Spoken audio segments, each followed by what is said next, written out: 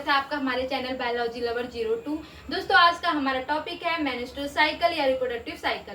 आइए स्टार्ट करते हैं। रिप्रोडक्टिव साइकिल क्या होता है? तो दोस्तों रिप्रोडक्टिव साइकिल क्या होता है? The monthly series of physiological changes, यानी वो मंथली सीरीज या वो रेगुलर सीरीज होता है जो फिजियोलॉजिकल चेंजेस लाता है महिलाओं में, टिपिकली लास्टिंग 28 डेज। यानी मेंस्ट्रुअल साइकिल या रिप्रोडक्टिव साइकिल का मतलब क्या होता है?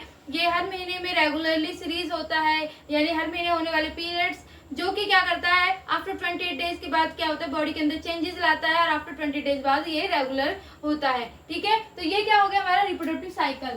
Through out the child bearing, यानी जो स्टार्ट होता है चाइल्ड बियरिंग, या चाइल्ड बियरिंग के मतलब क्या होता है? चाइल्ड बर्थ के लिए होता है। Periods between menarche and menopause, जो कि चलता है कौन से पीरियड्स तक? यानी मेनार्की और मेनोपॉज के पीरियड्स तक के बीच में ये चलता है, जिसको क्या बोला जाता है? रिप्रोडक्टिव साइकिल बोला जाता है। अब हम बात कर लेते हैं मेनार्की और मेनोपॉज के बारे में।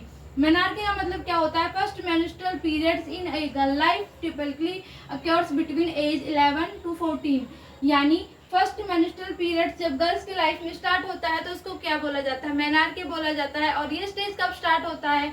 जब गर्ल्स होती है वो प्यूबर्टी एज में होती है। उस टाइम जो प्यूबर्टी एज का जो टाइमिंग होता है वो क्या होता है? 11 से 15 ईयर्स एज के बीच में स्टार्ट होता है। ठीक है, तो उस टाइम क्या होता है? फर्स्ट मेंस्ट्रुअल साइकिल स्टार्ट होता है, जिसको क्या बोला जाता है? मेनार्की बोला जाता है। बात करते हैं मेनोपॉज, लास्ट मेंस्ट्रुअल पीरियड्स, यानी वुमेन्स में लास्ट पीरियड्स होता है। ठीक है, making end of the female reproductive year, यानी मेंस्ट्रुअल पीरियड्स का लास्ट स्टेज होता है, जिसको क्या बोला जाता है? मेनोपॉज बोला जाता है। ये जो स्टार्ट होता है कौन से एज में स्टार्ट होता है? टिपिकली अक्योर्स अराउंड एज 45 से 55 एज के बीच में ये स्टार्ट होता है, जिसको क्या बोला जाता है? मेनोपॉज बोला जाता है। End of the menstrual cycle.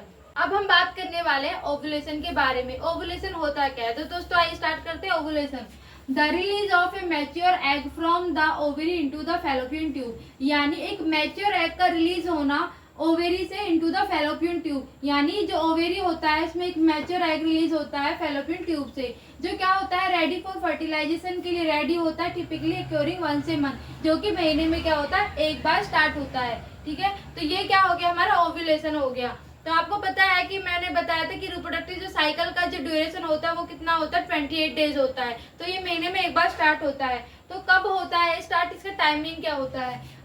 Happen around day 14 of menstrual cycle, यानी 28 डेज का हाफ क्या हो गया? 14 हो गया। ठीक है, 14 डेज के बाद क्या होता है? ओवेरी रिलीज होना स्टार्ट कर देता है। ठीक है, तो जिसको क्या बोला जाता है? ओव्यूलेशन बोला जाता है। अब बात करते हैं ओवेरीज के क्या क्या फंक्शन है और क्या हेल्प करता है। तो ओवेरीज क्या करता है? ओवेरीज फर्स्टली तो करता है रिलीज ऑफ ओवम, यानी ओवम को रिलीज करता है, जो कि फर्टिलाइजेशन के लिए क्या होता है? रेडी होता है। दूसरा क्या करता है? Release of estrogen and progesterone, estrogen और प्रोजेस्टेरोन हार्मोन्स को रिलीज करता है, जो कि हमारे बॉडी के अंदर होने वाले चेंजेस में हेल्प करता है, जैसे कि ब्रेस्ट का डेवलपमेंट होना या प्यूबिक हेयर आना। ठीक है, और प्लस में फर्टिलाइजेशन और पीरियड्स को रेगुलेट करने में भी हेल्प करता है। तो ये क्या होता है? हमारे ओवेरीज के वर्क होते हैं, जो कि रिलीज को करता है एग को और रिलीज करता है एस्ट्रोजन और प्रोजेस्टेरोन। अब हम बात करते हैं रिप्रोडक्टिव साइकिल के बारे में कि रिप्रोडक्टिव साइकिल कैसी होती है। तो दोस्तों आइए स्टार्ट करते हैं। ये है हमारा रिप्रोडक्शन साइकिल। ठीक है, तो रिप्रोडक्टिव जो साइकिल है उसमें जो मेंस्ट्रुअल साइकिल किस तरीके से स्टार्ट होता है। ठीक है, तो आपको पता है कि मेंस्ट्रुअल साइकिल को रेगुलेट करने के लिए किसकी जरूरत पड़ती है? हार्मोन्स की जरूरत पड़ती है, और हार्मोन्स के अंडर क्या होता है? हमारा रिप्रोडक्टिव साइकिल होता है। तो आइए स्टार्ट करते हैं। तो हमारा जो रिप्रोडक्टिव साइकिल में जो फर्स्टली क्या होता है? हाइपोथैलेमस होता है। ठीक है, तो हाइपोथैलेमस क्या करता है? सिक्रीट करता है लुटेनाइजिंग हार्मोन, रिलीजिंग हार्मोन, जिसको क्या बोला जाता है? LHRH हार्मोन बोला जाता है। जो LHRH हार्मोन होता है वो रिलीज करता है एंटीरियर पिट्यूटरी, एंटीरियर पिट्यूटरी को क्या बोला जाता है? मास्टर ग्लैंड भी बोला जाता है। ठीक है, जो कि रिलीज करता है। जो हमारा एंटीरियर जो पिट्यूटरी ग्लैंड होता है वो क्या करता है? गोनेरियोट्रॉफी जो हमारे हार्मोन्स होते हैं, गोनेरियोट्रॉफी हार्मोन्स होते हैं हमारा FSH और हमारा LH। ठीक है, तो एंटीरियर जो पिट्यूटरी ग्लैंड होता है वो रिलीज करता है फॉलिकल्स स्टिमुलेटिंग, यानी FSH हार्मोन्स क्या करता है? रिलीज करता है। और दूसरा क्या करता है? लुटेनाइजिंग हार्मोन्स को रिलीज करता है।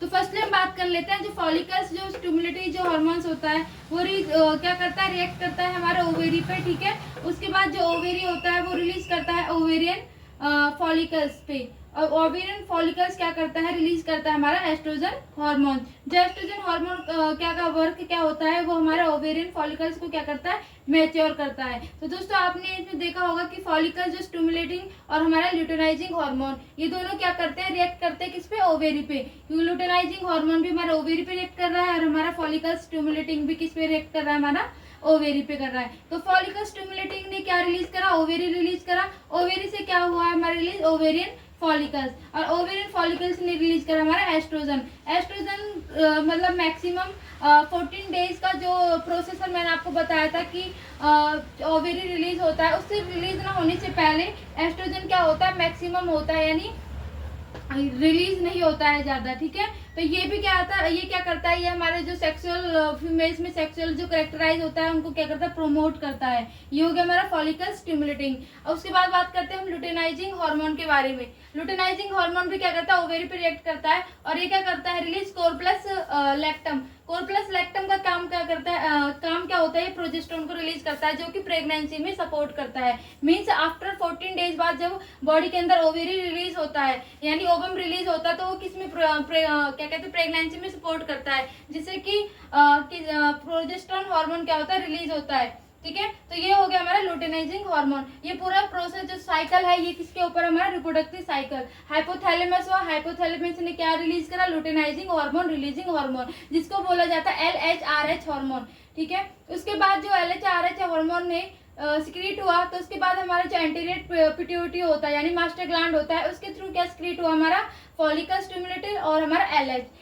फॉलिकल स्टिमुलेटर जब रिलीज हुआ तो उसने ओवेरी पे रिएक्ट किया, तो ओवेरी से क्या हुआ, हमारा ओवेरियन फॉलिकल्स रिलीज हुआ और उसके बाद हमारा एस्ट्रोजन हार्मोन रिलीज हुआ। ठीक है, एस्ट्रोजन हार्मोन का जो मैंने आपको प्रोसेस बता दिया, वो वर्क करना स्टार्ट कर देता है बॉडी के अंदर। उसके बाद है लुटेनाइजिंग हार्मोन। लुटेनाइजिंग हार्मोन ने भी ओवेरी पे रिएक्ट करा, उसके बाद कोर प्लस लक्टम, यानी जो कि प्रेगनेंसी में सपोर्ट करता है या उसको मेंटेन करने में हेल्प करता है। आफ्टर 14 डेज बाद जो हमारे ओवेरी में एग रिलीज होता है, जो कि प्रोजेस्टेरोन हार्मोन रिलीज करता है।